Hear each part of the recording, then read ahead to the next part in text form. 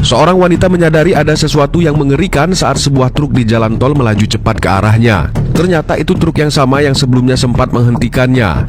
Mary jadi panik dan bertanya-tanya apa yang akan dilakukan sopir truk itu kali ini. Tak lama kemudian, truk itu sudah berada di belakang mobilnya. Untuk menjauh, Mary menginjak gas dan menambah kecepatan. Tapi truk itu seperti tidak mau melepaskannya.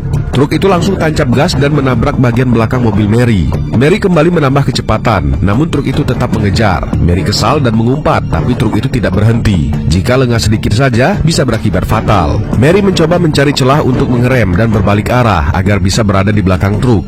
Namun sopir truk tampaknya sudah menyadari niat Mary. Ia mulai menghalangi jalan, memaksa Mary tetap di depannya. Rencana Mary gagal. Lalu ia melihat papan petunjuk kafe di pinggir jalan. Jaraknya tinggal 5 km lagi. Mary pun memacu mobilnya hingga kecepatan lebih dari 120 km per jam. Berniat mencapai kafe dan segera menelpon polisi. Sayangnya sebagian jalan sudah tertutup salju dan es, membuatnya harus melambat. Begitu ia melambat, truk di belakang langsung menabraknya lagi. 2 kali benturan membuat mobil Mary oleng dan keluar dari jalur. Untungnya truk itu tidak menabraknya lagi, melainkan langsung pergi. Mary yang sempat pingsan akhirnya sadar dan bisa bernapas lega.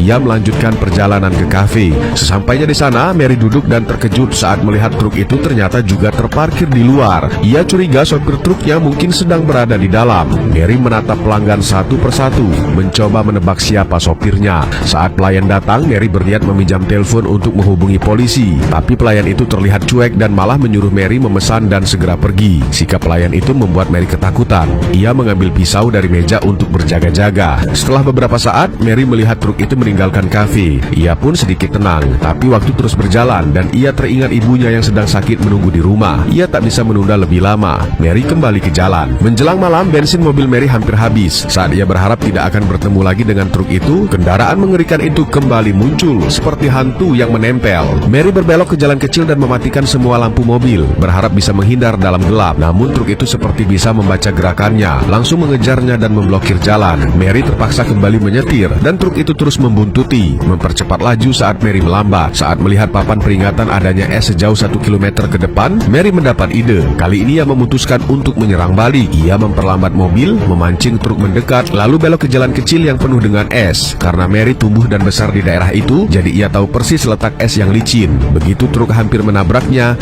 Mary membuka jendela dan melompat keluar. Truk itu kehilangan kendali di atas jalan yang licin dan mendorong mobil Mary ke depan. Beban kedua kendaraan itu akhirnya membuat lapisan es retak, es pecah dan truk itu tenggelam ke dalam sungai. Mary selamat dan pulang dengan berjalan kaki. Setibanya di rumah, sang ibu sudah mulai stabil berkat perawatan dari kakaknya.